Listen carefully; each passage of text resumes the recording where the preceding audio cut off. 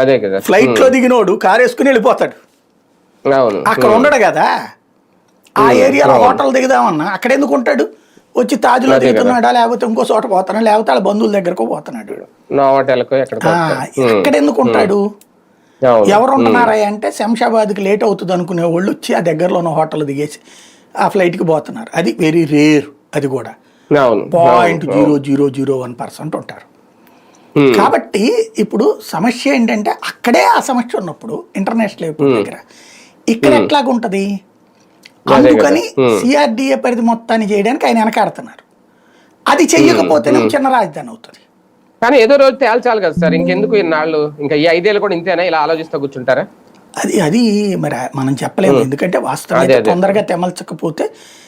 ఇక్కడ సమస్య ఏంటంటే ఉట్టి 29 గ్రామాలే చేస్తే మిగతా రాష్ట్రం అంతా వ్యతిరేకత వస్తే, ఇంక్లూడింగ్ కృష్ణా గుంటూరులో కూడా. ఈ మొత్తం కనుక చేస్తే అమరావతి రైతుల్లో కోపం వస్తాయి. అవును, అది ఇప్పుడు ఆయనకు ఉన్నటువంటిది. అదేదో కరవమంటే కప్ప కోపం, విడవమంటే పాము కోపం లాగా ఉంది బాబు గారి పరిస్థితి అక్కడ. అంటే ముందుకెళ్ళలేక వెనకెళ్ళలేక ఆయన ఇబ్బంది పడుతున్నారేమో పాపం. అయితే అది కూడా రైతులు అర్థం చేసుకోలేము, అమరావతి రైతులు అర్థం చేసుకోలేము. అంతే. రైట్ సార్, జగన్మోహన్ రెడ్డి గారు ఒక రకంగా కాంగ్రెస్ ని కెలికి తప్పు చేశారా? కాంగ్రెస్ కి లేదంటే రాహుల్ గాంధీకి, చంద్రబాబు నాయుడు గారికి ఏదో ఉంది, హాట్ లైన్ లో మాట్లాడుకుంటారు అని అనవసరం